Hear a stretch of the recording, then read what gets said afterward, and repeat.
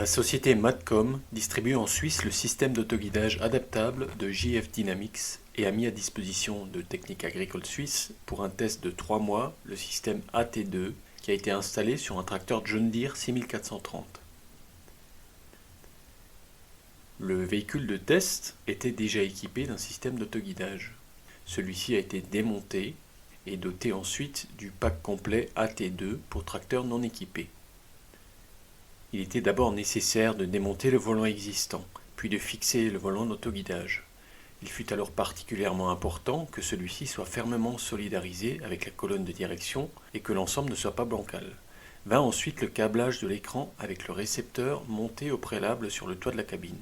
Le faisceau de câbles confectionné au préalable fut posé entre le sol de la cabine et le tapis de sol et tiré jusqu'au toit de la cabine via le montant avant droit. L'alimentation en courant avec un interrupteur principal fut connectée directement à la batterie. Une fois le capteur d'angle de direction vissé sur les supports de garde-boue et connecté, il fut nécessaire de paramétrer le système. Toutes les mises à jour actuelles furent chargées dans un premier temps et les licences activées.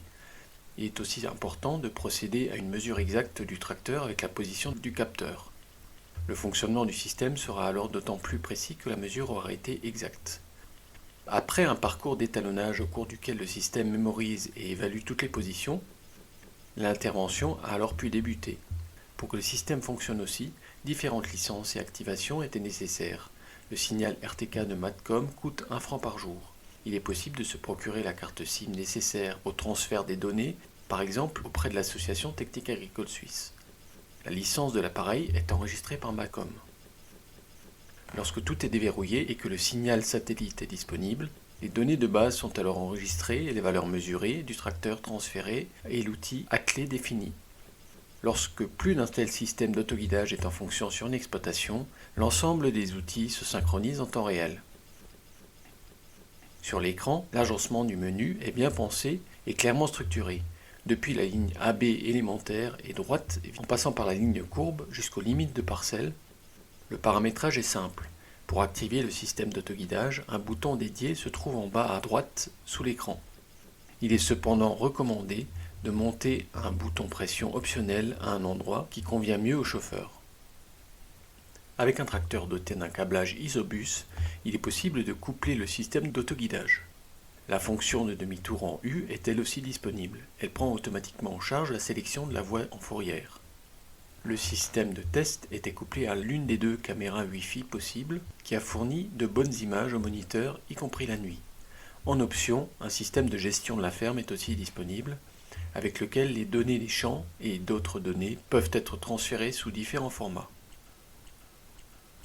Lors du test, l'onéreux système d'autoguidage coûtant environ 7000 francs a été utilisé pour différents travaux.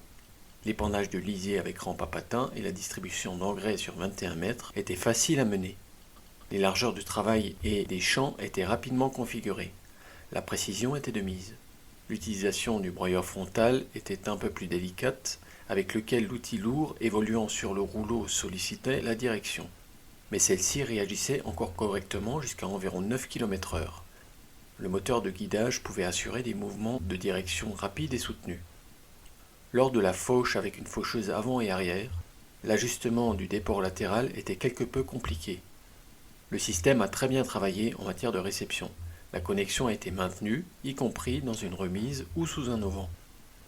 Le capteur d'inclinaison se trouvant sur le toit, celui-ci a l'air de travailler un peu moins précisément que lorsqu'il est placé séparément sous la cabine. Davantage d'informations à propos de ce test dans l'édition imprimée de Technique Agricole Suisse.